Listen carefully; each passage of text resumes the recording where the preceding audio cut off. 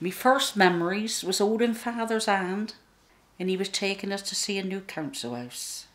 Because Mother and Father wanted a shift, they needed a bigger house.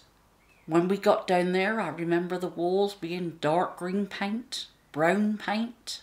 Quite dull really, but that was the way it was after the war. People did that sort of thing. The house wasn't too bad. I suppose it was big enough to accommodate us all. We had back and front garden, but we overlooked the river. I come from quite a large family really. Mother had 8 of us. We was quite poor. Father worked as a salmon fisherman in the spring and summer, on the buildings in the winter. So if we had nothing else to eat, it was fish. That's why I don't like fish very much today. My mum and dad were both in the forces during the war, and that's how they met. But their marriage didn't last long. And I came home with my mum when I was about 6 months old. I only saw my father about 6 times. I lived with my mum and my gran, and when I was young, in the house was 4 generations. I had my great-grandfather, my grandmother, my mother and myself. The estate we lived on was a council estate. If I remember from my gran telling me, it was built in the 30s. Everybody on the estate was working class people. Nobody really had anything of any account. There were only 2 cars in the street, and those 2 cars were next door to where we lived, and the people that owned them were basically both single people, and for years that was the only cars you ever saw in the street. Father was a hard-working man. He was never lazy. Tried to get us kids to go on to do better things, but I can remember him in the winter because we had coal fires.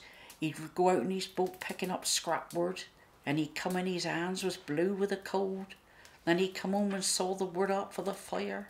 Years ago, before catalogues and different things, the door-to-door salesman would come, the tallyman as we called it. And the times that they would come, and we'd have to hide behind the curtain by the bathroom, because the bath was in the kitchen.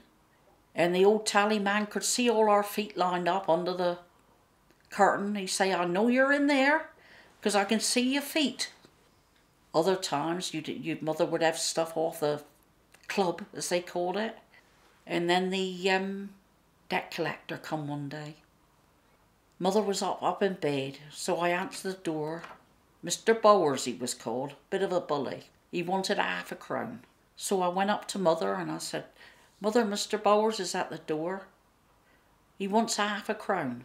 Mother said, "I only got 6 months, see if he'll take that." And he really took it, grabbed it with both hands.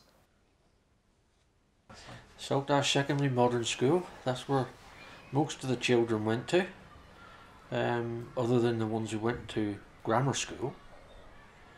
The corporal punishment was in vogue then. You could be caned for the not very much. That's something you always remember, is if you were instructed for the cane, go to see the headmaster or whoever. It was hold your hand out, and then it was swish, swish, and you'd get a whack right across the palm of your hand. And if you're really bad, you'd have 6 of the best. I never managed to get that claim to fame. It was only the odd one. But that was the type of thing you had to put up with, and a lot of the teachers who taught you, especially with sport and that, they could be quite aggressive as adults. Bear in mind you were only young 12 and 13-year-olds. You know, the throwing of chalk and rubbers and getting a whack across the knuckles with a rule and all the rest of it, that was commonplace in those days. When we were home, when we were not the river, we would go out the woods all day playing. Mother would say to us, "Be back for tea," but you felt quite safe really, because you'd go out with all your friends, bit of bread and jam, bottle of water. Some was a bit better off and they had lemonade crystals, but we just had bottle of water. We would be out in the fields and the woods all day long, just running through the fields, climbing trees, but we'd all be back in time for tea. Well, I suppose we was hungry really. But you had all your friends around you. There was always somebody to play with. Not like today, they're afraid to let the children go out and run. Yeah, of course we used to have a single ferry, which went from Sodash to Sodash Passage, and we lived on the route to the ferry. When you lived there, as a pedestrian, you didn't pay to go on the ferry, and that dated back to the old, I think, 11th century. But you'd hear the ferry coming in and the clanking of the chains as they got in closer. And most of the people that worked on the ferry were local people who lived in Sodash. And because as they come in, you'd hear the clanking, and then they'd lower the prow onto the concrete so the cars could drive off. And then sometimes you'd have people running for the ferry, and the ferry would be just leaving, and they'd be running down to try to jump on the ferry as it was leaving, wouldn't they? But that area, the waterside area in those days, was quite popular.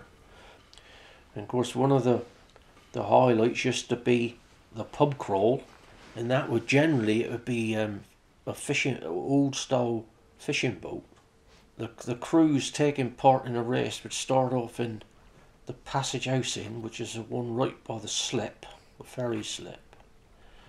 And the idea was to go from there right across the river to the Royal Albert Bridge Inn, row back to the Union Inn on the Sodash side, then row back again to the Ferry Inn on the St Buda side, and end up in what was the Wheatsheaf Inn on the Sodash waterfront. Each boat or each crew had to have a drink in each of the pubs, and that was all part of the race. What they won, I don't know, maybe it was an extra point of beer after their efforts.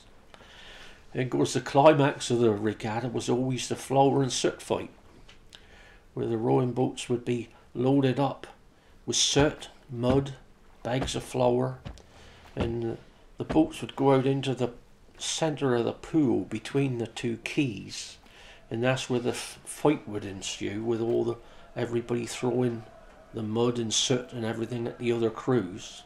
And invariably at the end somebody would dive in and sink the other boats, just by pulling on the sides.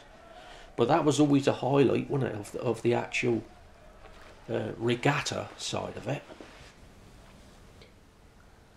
I can remember that there used to be a lady called Mrs. Chappell that used to sell cockles and winkles and all sorts from her, well, I suppose from her front room, because the window opened out onto the street. I think there was 2 or 3 people actually who used to sell it down there. And then I remember Father taking us over to Annie Dummer, she was called, to have new dresses made for me and my sister. Now, actually Annie didn't do it. It was her husband, apparently, that was the tailor. But he made us beautiful dresses. Me and my sister thought we was royalty. To have new frocks, because normally it was stuff from jumbo sales that we had. Apart from that, playing on the beach down there, running out on the pier, swimming. Our life seemed to consist of swimming and playing in the woods.